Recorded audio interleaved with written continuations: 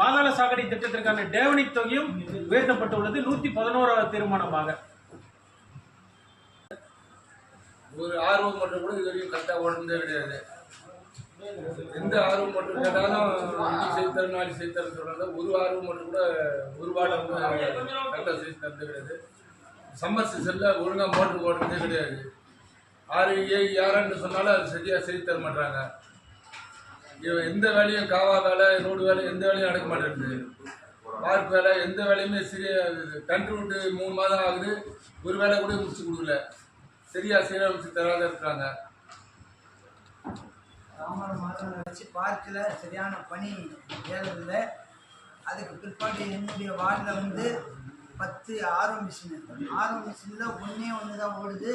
நானும் மண்டல குழு சேர்மன்கிட்ட சுமார் ஒரு 3 மாதமாக சொல்லி வர வெயில் சீசன் சொல்லி அதுக்கு பிற்பாடு வந்து கிணத்துக்கு டாங்கிக்கு மேலே டாங்கியில் ஏறி கிணங்களுக்கு போர் மூலியமாக லைனில் தெருவு குழாய்க்கு தண்ணி போடுறது. அந்த கிணத்துல சுமார் 10 செருப்புகளுக்கு மேலே அந்த கிணத்துல இருக்குது. நான் சொல்லிட்டேன், அந்த கிணத்தையும் சுத்தம் பண்ணிட்டாங்க, ஜனங்கள்லாம் அவசரப்பட்டு தண்ணி நிறம் மாறுது அப்படின்னு சொல்லிட்டேன். இது வரைக்கும் வாங்குறாங்களா வச்சு அதை செஞ்சு கொடுக்கல.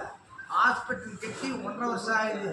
அந்த செவரு பழுதாகிட்டது, கீழே விழுந்து பெயிண்டெல்லாம் கீழே போயிடுச்சு. அதை ஓப்பன் பண்ணி விட்டாங்கன்னா இங்கே வந்தவங்கிறாங்க. அது இது வரைக்கும் எதையும் செய்யலை. யஷ்வந்தி நகர் ரோடெல்லாம் வந்து ரொம்ப மோசம். ஸ்கூல் பிள்ளைகள்லாம் வந்து கீழே விழுந்து எழுந்திரிச்சு போகுது. அதை அந்த ஏரியில் லேவிட்டு போட்டாங்க. அந்த காரை சொல்லி போய் சுண்ணாமணம் பண்ணி நான் இருக்கும்போது 3 நாளைக்கு ஒரு தடவை விடாமல் தண்ணி வந்துட்டு இருந்துச்சு. இப்போ பார்த்தீங்கன்னா 1 வாரம் ஆனாலும் தண்ணி இல்லை. ஆனால் தண்ணிக்கான சோர்ஸ் இருக்குது. அதை முறைப்படுத்தி அங்கே விடுவதற்கான ஆளுங்களும் அங்கே இல்லை. இன்னைக்கு கடந்த இந்த 3 நாளாக பார்த்தீங்கன்னா சுத்தமாக ஆள் இல்லை. அந்த தண்ணி விடுறதுக்கு கூட 1 வாரம் 10 நாளைக்கு மேலே ஆகுது. ஆனால் தண்ணி இருக்குது. அதை விடக்கூடிய இடத்துல ஒரு எம்ப்ளாய் ஒரு லேபர் அந்த இடத்துல போட்டு அனுப்ப முடியல. என்னுடைய பகுதியில் பார்த்தீங்கன்னா இந்த சுத்தமான இந்த துப்புரவு தொழிலாளர்கள் வந்து ஒரு வண்டிக்கு 5 பேர், க்ளீன் பண்ணுறதுக்கு 2 பேர்னு சொல்லி போட்டிருக்கதா. அது மாதிரி எந்த தெருவுலையும் அது மாதிரி நடக்கிறதாவும் தெரியல. இவங்களோட இடத்துல இவர் சொன்ன மாதிரி என்னுடைய இடத்துல ஒரு சுகாதார மையம் ஒன்று கட்டியிருக்காங்க. புதுசாக கட்டி 1.5 வருஷம் ஆயிடுச்சு. இது வரைக்கும் அந்த சுகாதார மையமும் திறக்கலை. இந்த அரசாங்கம் கையாளாதனமாக இருக்கான்னு தெரியல.